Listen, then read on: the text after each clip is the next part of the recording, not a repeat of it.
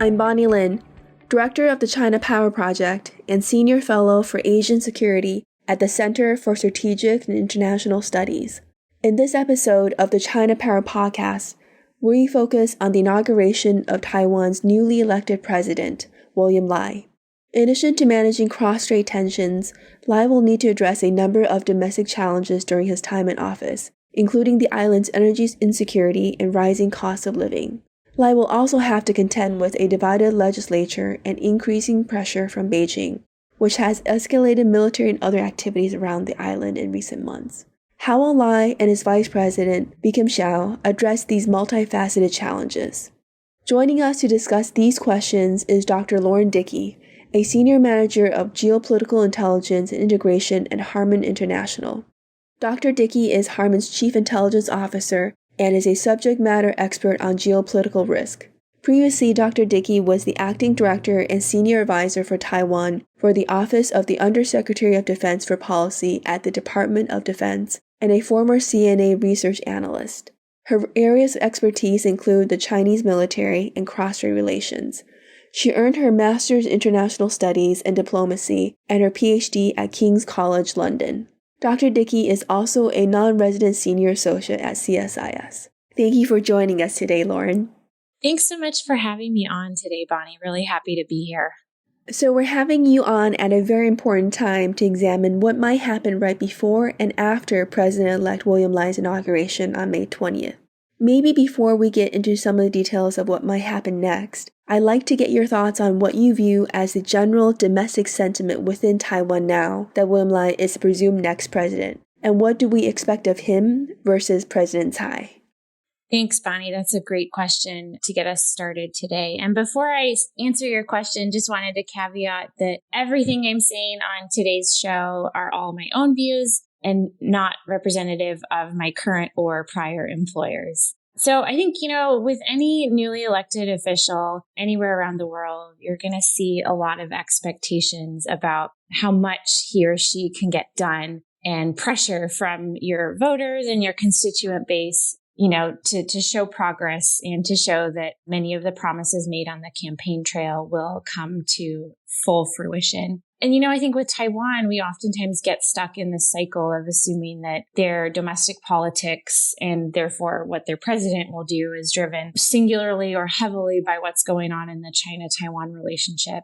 And so I wanted to be sort of clear at the outset that while I think, Taiwan and President-elect Lai has done a really great job of pulling cross-strait issues into his platform, ultimately, what I think we should expect to see from Lai is much of where his strengths lie. He rose to prominence and to the presidency as a candidate and a politician that's been focused historically on Taiwan's domestic issues, things like the economy, housing, all the sorts of bare essentials that people care about in any location around the world. And I think we can expect to see a lot from Lai first out the gate to make good on a lot of his promises about jobs and the state of the economy, prices of goods and services, and, the overall sort of welfare of Taiwan's democracy. Now, I think the real challenge that he's going to face is how does he balance and sustain progress in these core areas, taking care of the people of Taiwan and their interests, alongside the really competing necessity of sustaining all of the work to preserve and expand Taiwan's self-defense and its own security.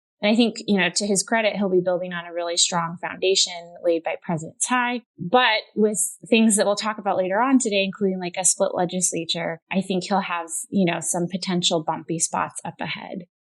Thank you, Lauren. And as you mentioned, a lot to unpack. Let me start with asking for your view on Beijing's attitude towards Lai. How does Beijing view Lai in comparison to Tsai? And how has that impacted Beijing's policy vis-a-vis Taiwan?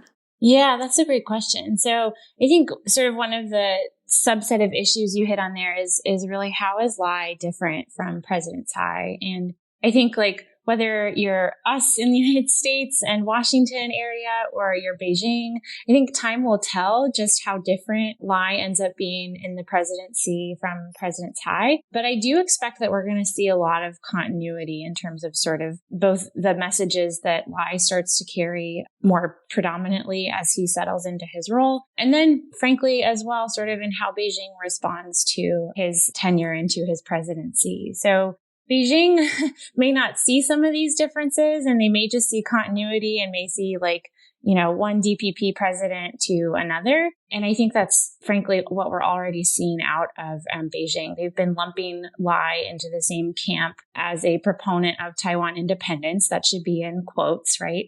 And I think they're watching really closely to see what he says, at inauguration and in the days and weeks to follow. The PRC very famously, or perhaps infamously, characterized one of Tsai's inauguration speeches as an incomplete test answer. In other words, she did not have all of the constituent policy elements that the Chinese were looking for as a basis for predicating further engagement or even dialogue that they had started to open up under her predecessor, Ma Ying-jeou. I think it's probably safe to say that given how domestic politics are on Taiwan today and the trend lines towards, a more pro-Taiwan attitude amongst the people of Taiwan, I think it's pretty fair to predict that you're not going to see this complete test answer that Beijing really wants emerge from Lai. That said, I do think we can expect him to strike a similar tone of pragmatism as President Tsai did, both publicly and privately. I think Lai, probably not unlike Tsai, recognizes how important it is to just maintain a very stable footing with the Chinese and vis-a-vis China, and how disruptive, any small comment can be perceived by Beijing. So I think, my hope at least, is that he'll be going forward as he settles into the presidency and taking that same pragmatic approach. And we'll see how Beijing responds. I think it's often the case that the Chinese will respond to anything that's public. And they do this sometimes most commonly through just comments by their spokespeople at the podium. But they always have to respond when something is public about Taiwan because it matters to them. And to not comment and to not respond, I think they would probably perceive as ceding some political ground. The question for me is when do they choose to dial up pressure towards Taiwan? How might they do that? And is it going to be in response to, something that is said by Lai, or is it just going to be a bolt out of the blue? And that's something that we'll have to continue to watch and monitor for. Lauren, you mentioned Beijing's perception of Tsai's inauguration speech as an incomplete test answer. What exactly was Beijing looking for, and what would have been a complete test answer? In your opinion, would any Taiwan president, whether DPP, KMT, or TPP, would any Taiwan president be able to provide this complete test answer that Beijing is looking for? Yeah, that's a really great question. There's a really good article. It's now probably quite old, and I'm unintentionally dating myself in sharing this, but one of my favorite academic pieces talks about how Taiwan's politicians and the core camps, you have the DPP green and the KMT blue. This piece questions whether there's an aquamarine to be had, i.e. a fusion of sort of the blue and the green, the DPP and the KMT. And I think the challenge that we're seeing, with Taiwan's domestic political trend lines and the identity of the younger parts of the population in particular as it all develops, it's very hard to find an aquamarine and a middle ground in sort of how both the camps view that relationship with China and view sort of what China would see as this complete test answer. Fundamentally, I think the difference between one China policy and principle is always going to be something that the two sides are not going to be able to reach common ground on. And their definitions and sort of reflections of their own historical identities are so different that Taiwan just will continue to, assert its own version of history. That's not the same one that China asserts, which is that Taiwan was a part of China. And so as long as you have this divergence in their identity and their history, and how they live that history, really, quite honestly, I just don't think that you can expect Taiwan to have a complete test answer in the way that the PRC wants it. That said, though, and what you saw from President Tsai, I think that we can expect Lai to take good faith efforts to show that just because they're not going to hold up, Taiwan under Lai is not going to hold up, every element of a political framework that Beijing wants to have. I think we can expect to see some signaling that, Lai wants to engage, and it's always quiet engagement as it should be, probably given just the sensitivities around it. But I do expect that we'll see something from him, sort of a tip of the hat to just the value of engaging and communicating as opposed to shutting off all channels of communication altogether. Thank you, Lauren. You mentioned that it's going to be quite difficult to assess how Beijing may respond, including when Beijing may respond and how Beijing could dial up the pressure. What is your general sense of how Beijing will respond to Lai's inauguration speech, which you mentioned is likely to be more or less the same rhetoric that we've seen before? We've seen a variety of assessments out there. We've heard some say that China could engage in larger military exercises similar to what they did after then Speaker Pelosi's visit to Taiwan. Others believe that China will continue to dial up pressure, but in a more incremental fashion. What is your assessment of the most escalatory activity that China could engage in immediately after the inauguration speech? Yeah, great question. And I wish I had a crystal ball, but I don't. So I'll just give you some ideas and kernels of sort of what I'm thinking about and what keeps me up at night in this space. I think it's important to start with context. And the Chinese have a lot going on right now. Domestically, their economy seems to be plugging along, but they're facing new tariffs, for instance, from the United States and the risk of similar policies from the EU. More in the security and military space, they're obviously stepping up and sustaining a pretty intense pressure campaign in the South China Sea vis-a-vis the Philippines. And, against this sort of environment, they're also trying to re-engage with the U.S. military after quite a significant freeze in communications, as seen in the April meetings in Hawaii and senior leader touch points since. I think there's probably somewhere in Beijing an assessment that activity around Taiwan at this particular point, timed around inauguration, might not be great to go high and right, i.e., if there's a response, and there will need to be some sort of a response, it needs to be sort of measured against whatever Lai says and does immediately following inauguration and in sort of the first, weeks or maybe even the first 100 days of his tenure. But that does not mean to suggest in any way, I don't think, that they've stopped leaning on the coercion scale and that they won't use some of these options to put pressure on Lai and the new administration if or when they feel it's in their political interest to do so. In terms of specific scenarios, you gave a couple examples of post-Speaker Pelosi's visit and President Tsai's transit to the U.S. I think those provide some really important historic points of departure. But what I tend to worry about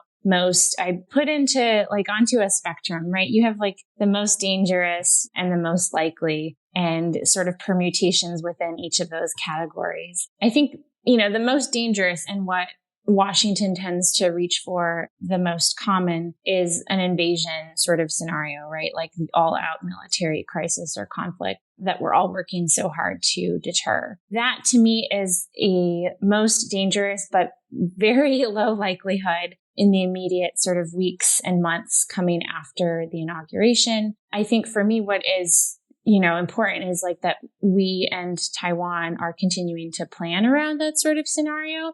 And it still keeps me up at night, just to be clear, as I think it should anyone that looks at this issue set. But it's not something that is a near-term, high-risk sort of scenario. I think what does worry me, and we're already seeing, and I expect will continue on the heels of inauguration, is all of the gray zone activity that chips away at the status quo or, whatever you want to call sort of present-day Taiwan, and erodes the capacity of Taiwan's military, the public psyche, and just gives the Chinese, a centimeter more every day than what they had the day before. We've seen some of this in the flight routes that are changing. You've seen this in the patterns of military behavior, patrols, presence operations. Kingmen has obviously been in the news a lot in this regard. And those sort of activities are a lot harder to contest. Just because of the nature of the behavior, it's below most of the thresholds of traditional crisis or conflict. But those, I think, are pretty consequential and could be used in a way to pressure Lai and his new team at the outset. There is definitely a lot to watch and plan for. And Lai and his new team will have to deal with domestic issues as well as foreign policy and security ones. And part of the domestic challenge that Lai will have to contend with is also a divided legislature, where the DPP no longer holds a majority in Taiwan's legislative yuan. From your perspective, Lauren, how might Taiwan's divided legislature impact Lai's ability to implement new policies? I'm also particularly interested in your views on how this could impact the direction that President Tsai has already taken Taiwan with respect to defense reforms, and whether President-elect Lai will be able to continue on that path. Yeah, that's a really thoughtful question, and I think one that, just behooves us to spend a moment on. So if you look back at the January election, one could posit that the most significant outcome is not necessarily the DPP's unprecedented third consecutive presidential victory, but rather it's the loss of the legislature. I mean, what we're seeing Lai facing is the return of a divided government after a 16-year hiatus. It's a pretty significant chunk of time, and Taiwan's democracy, 16 years ago was very different, and their interagency worked very differently than it does today. So I think how they manage the checks and balances on their system and what it means for their interagency processes and policy priorities, and importantly, things like funding, whether it's for domestic issues or national security ones, all things that I think are well worth watching as Lai and his team settle in. For defense issues more specifically, what this divided legislature means is that Lai and his team will likely face greater challenges in securing backing for new bills that they may wish to pass. And most importantly, this includes appropriation bills. It could be a structural barrier in some ways. And most certainly, I think, absent consensus and some really clever statesmanship from Lai and his team, I think at a minimum, what I expect to see from the divided legislature is just a slowdown on sort of governance and policy making. That creates some tension with defense issues where, time is of the essence and all this progress has been made, and sort of the urgency of the issue set recognized. And so how Lai and his team strike that balance between, really deliberate statesmanship on the one hand and focusing the legislature on the issues that matter on the other hand is going to be really important. If I can drill down just for a moment on a couple of other defense related issues that could come from this. The DPP has historically relied on special budgets to accelerate defense funding for certain issues. So you've got a couple of examples of this. Indigenous missile capabilities is one. Their indigenous defense submarine is another. The special budgets require a special act from the legislature to pass. And so if you have a split legislature and your party, in this case, Lai's DPP, is not quick to approve of everything, I think, again, it's just going to be trickier to get some of these priorities through. Does it mean it's impossible? I don't think so. I just think that there's going to be a lot more, again, statesmanship that will be required to overcome some of these differences between the parties. One potential area where we might see Lai give some sort of early concessions, as it were, is energy security. And obviously that's not immediately a defense issue, but if Lai is seeking to build on the momentum of President Tsai on defense issues in particular,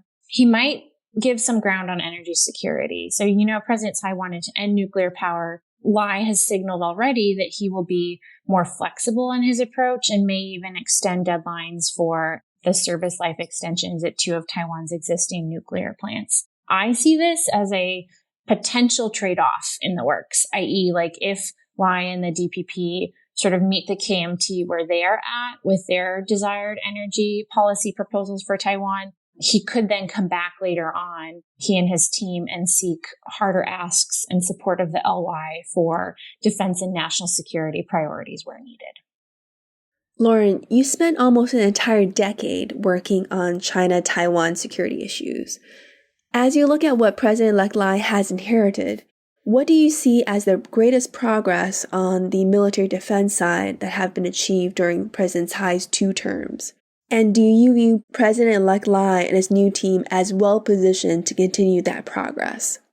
I think President Tsai put in place a very strong foundation on defense and national security issues, and it's up to Lai and his team to build on that progress. I think with especially his vice president, B. Kim Shao, the former representative in Washington, B. Kim was well known in Washington and did a very good job of understanding our interagency and sort of what our priorities were for Taiwan across the board, and making herself and Taiwan just a close partner in advancing those priorities together. And so I think, especially on defense and national security issues, you can expect a team that understands the recent history and the foundation that Tsai put in place, and a team that I think in many ways is well equipped and well informed to deepen, advance, and realize many of the goals and objectives that Tsai started to kick into gear.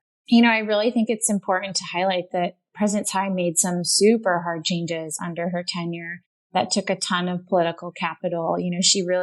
I think there was a broad sort of awakening to the threat vector that Taiwan faces, a recognition that Taiwan, can't go one for one against all of the Chinese military capabilities, but instead needs to focus on more asymmetric capabilities. And that, I think, really took root during Tsai's tenure. And then she had to sort of implement that vision into how Taiwan resources and trains. And it's not easy, and it certainly can't happen overnight. And I do just want to recognize that those were hard changes that hopefully I think will be continued by Lai and his team. President Tsai also, enacted some really good, in my view, good personnel reforms, extending conscription and building the capacity of the reserves such that they're trained to the same caliber as the active duty forces. Again, like a lot of these changes were really hard. I think they were fueled in part by the reality of what we have continued to see in Ukraine. And it will be up to Lai and his team to continue to advance those.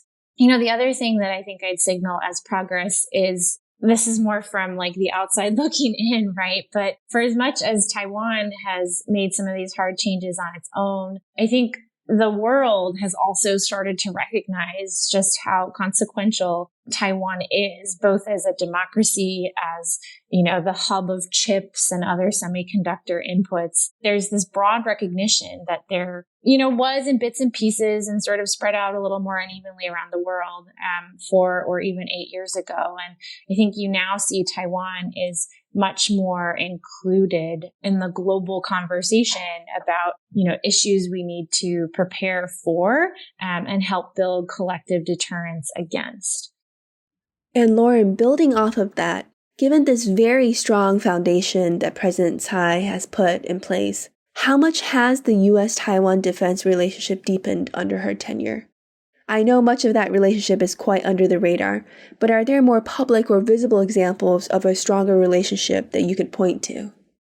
So I'll just, Bonnie, briefly just talk about sort of how the defense relationship has deepened. But as I do so, I think it's important just to recognize how all of the sort of efforts that you see, and many of them, to your point, do remain below the radar. It's really just a continuation of our policy. So it's important to state that our policy has not been, there's been no changes to any of it. Everything that we do with Taiwan remains rooted in the Taiwan Relations Act, the 3 joint communiques between the US and China, and the 6 assurances. But as I alluded to before, much as we've recognized sort of the urgency and Taiwan has moved ahead with this urgency in mind, so too do I think that we've realized just how much we need to do to evolve within our existing policy to better prepare, both Taiwan and ourselves for the types of challenges that we see China building capabilities to take on. One of my favorite but often overlooked clauses of sort of our policy canon on Taiwan is in a 1986 memo that President Reagan signed, and it was declassified, I believe, around the 2020 timeframe. That memo actually has a clause in it that describes sort of the linkage between, the U.S. support for Taiwan against China's growing threat. And I'm paraphrasing here, but the 4 words I think that matter most in that memo, to me personally, when I think about how we move forward on Taiwan policy issues, Reagan called it a permanent imperative of foreign policy. He used those words to describe sort of how the U.S. calibrates its work on Taiwan against the Chinese threat. And so I think, much of what's gone on more broadly just really continues to reflect that imperative. In the last couple of years in particular, aided by the strong, very strong bipartisan support on Taiwan, you see a deepening of tools, for instance, that are available for the U.S. government to support further the work that's ongoing in the defense and security space. Best example of this is the Presidential Drawdown Authority that was passed in the NDAA. And then more recently, the appropriations for Taiwan alongside other Indo-Pacific partners and, of course, Ukraine and Israel in the budget that was passed. So I see these as indicators that our government really sees this as an important priority and that we are not only, putting into law new tools to adapt and support, but that we are also funding these tools with taxpayer dollars to ensure that the risks that we see on the horizon are mitigated through actions that we can take today. Given this deepening in US Taiwan security relations and the progress and the path that President Tsai has already put Taiwan on, what do you see as the defense priorities for the incoming Lai administration? And is President Lai well positioned to continue the reforms that have started under President Tsai?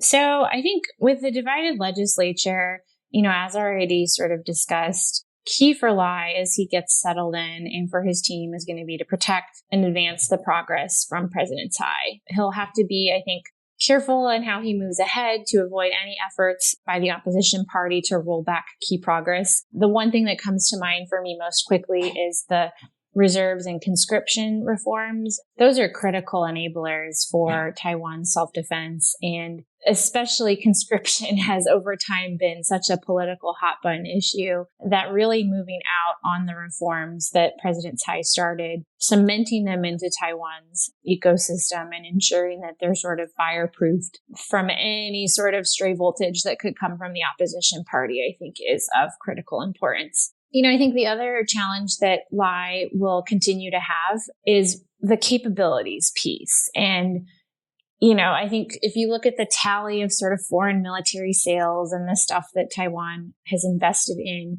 over the last, 5 years or so, they're getting a lot of the systems that they need to support their self-defense. And they're also building a lot more through like NCIS, the National Chongshan Institute of Science and Technology in Taiwan, sort of their like DARPA equivalent organization. I think NCIS is a incredibly powerful organization, well equipped with like super smart engineers, as is the rest of Taiwan, right? Like I think their population is innovative and patriotic, and channeling that I think is really something that I hope to see Lai move out on. I think one opportunity he'll have in particular is like, what does NCIS do and how can their expertise and their resources be focused so that rather than, sort of spreading the peanut butter thin across the slice of bread and trying to build all the things on a very short timeline, what key systems can NCIS best fill in the near and midterm, whether it's UAVs or missiles or counter UAS systems, focusing that scope and maximizing the resources and brain power of NCIS, I think would be an incredible opportunity for Lai and his team to focus on.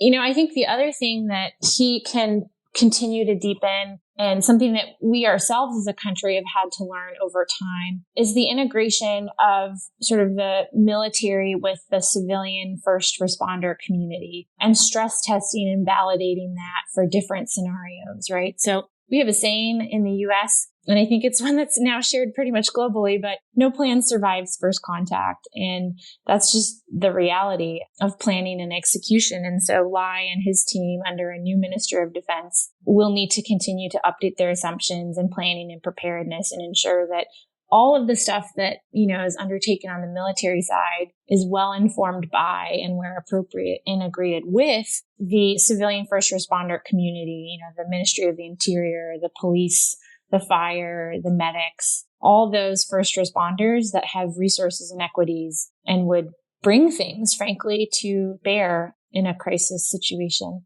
The last thing I'll say too is that I think you asked about how is Taiwan poised to take on these many ambitious goals that I outlined and the many others that are floating around. in the Washington think tank space right now. I think he's very well poised. We already spoke about Bi Kim as his vice president, and her expertise and knowledge on defense and security issues, I think, will be a boost to all that Lai undertakes. I think, having a strong team around you is really important. And the nominations that Lai has made suggest that he's moving people that have built up strength and expertise under President Tsai into positions to continue to advise and advance both him and his other policymakers as the Lai term takes off. Lauren, you mentioned Lai's new team and his new defense minister, Wellington Koo, who previously served as the Secretary General of Taiwan's National Security Council. How do you see his transition to Taiwan's M&D? We know he's viewed as likely the first civilian M&D minister that could serve for a longer duration and have a substantive portfolio. What are your views of how consequential this personnel appointment is for Taiwan? Yeah. So as we've sort of seen, it's been a theme of this conversation. There's a lot of continuity and familiarity, and you're seeing that play out with Lai's national security team and the appointment of Wellington Koo in particular. I'm personally really excited for Taiwan to have chosen Wellington as MINDEF. More often than not, as you alluded to, Bonnie, Taiwan looks to retired officers to fill the role of MINDEF. And so, as we learned in our own system, civilian control of the military is critical. And I think this gives Taiwan a really long runway to sort of flesh out what this means for their system and their politics at a very important point in their arc of building defense and national security capabilities. So Wellington, like Vice President Bi Kim Chao, has become very familiar with DoD and the U.S. interagency just by nature of his prior role. And I think beyond advancing all of the reforms implemented by President Tsai, one of the things I'll be watching the most for is to see sort of how he steers M&D within Taiwan's interagency, and how and whether, new or perhaps more robust interagency processes emerge under his tenure, and sort of to what extent, that civil military balance and viewpoints starts to emerge more clearly from M&D as an enterprise. One of the things that M&D has never really had is an OSD-like organization, so a policymaking arm basically that can help M&D grapple with defense policy issues and provide guidance to the general staff and to the services. And one of the really cool opportunities, I think, is on potentially Wellington's radar, or could be in his tick list of things to accomplish at least, is whether and to what extent you sort of institutionalize a civilian entity within the defense establishment to guide policy, provide analysis, and both inform up to the MINDEF level and then partner, with the uniform side of the house to drive defense issues forward. Great, thank you. Let me now transition to ask you to look forward and discuss what to expect in this coming year. So a couple of questions here. The first is, we discussed May 20th, President-elect Lai's inauguration as a particular date and window to observe PRC reactions and responses. As we look to later this year, are there other critical windows or dates that you're paying attention to when you're observing PRC behavior vis-a-vis Taiwan? Yeah. So I think, like I said, there's already enough going on China's periphery that hopefully they'll avoid any immediate inflammatory response. But for other dates to watch, I'm watching, as we all do in sort of the Taiwan-China community, Double 10 Day in October, as well as China's National Day on October 1st are both going to be dates to monitor and watch. I think that gives China between, May and October a lot of time to sort of step back and assess how Lai is navigating his new role, what his presidency entails, how sort of the international community is engaging with Lai and his team. And then it gives Beijing some space to determine sort of how or whether or when and in what capacity they would respond. The other big thing, the elephant in the room, obviously we have our own elections in the fall. Both parties are already campaigning heavily. And obviously, what I'll be watching as well as many is how and whether and to what extent both China and Taiwan factor into any rhetoric on the campaign trail. And again, as with everything, and as I've already shared, when there's something that is public and that implicates Taiwan as one of China's core interests, I think that is when you're likely to see some sort of a response. What the response is, TBD, of course, but I think the more that we see China and Taiwan starting to crop up into the public conversation, particularly with our elections coming up, the more likely that we will see some sort of a response or a reaction. And Lauren, what should we be watching for from Taiwan and the Lai team in the early days of his administration? And you had already discussed this earlier, but it seems to me that you do not believe that Beijing has the incentives to engage in or try to provoke a large-scale crisis, for instance, in the Taiwan Strait. But you are worried looking forward about continuing PRC gray zone behavior. Is that right?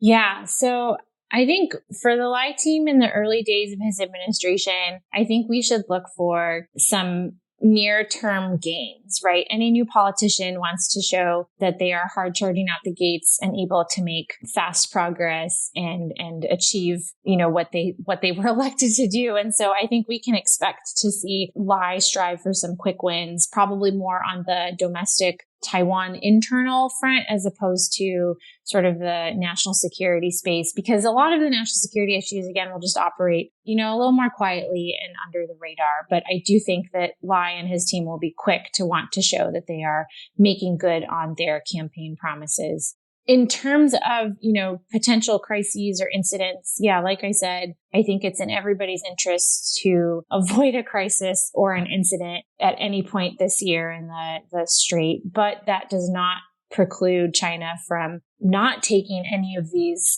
ankle-biting, gray zone, constant nibbling and chipping away of the status quo, those types of activities that we're already seeing. I think particularly as China sustains its presence activities around Taiwan and its outer islands, there is a growing risk of an unintended accident or other similar event. That said, I'm going to be watching just to see sort of what the activities at the outlying islands continue to include. For instance, as something that could culminate in a strategic gain for the PRC, I'll be watching for trends and changes in how the already near daily entry events by the Chinese military into Taiwan's air and maritime space, how that might change further. And then more broadly at a non-military level, but this gets after sort of eroding the political psyche of Taiwan's people.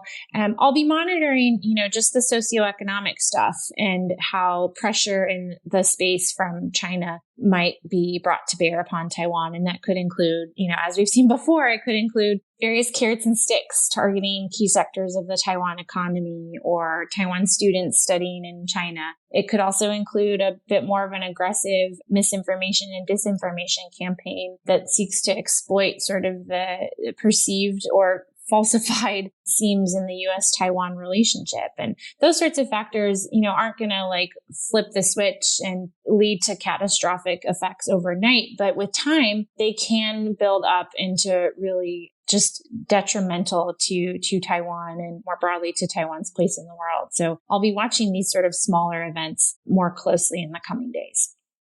Thank you very much, Lauren, for joining the podcast to share not only your assessment of what to expect from President-elect Lai and his administration, but also your views of how Beijing may respond to this leadership change in Taiwan.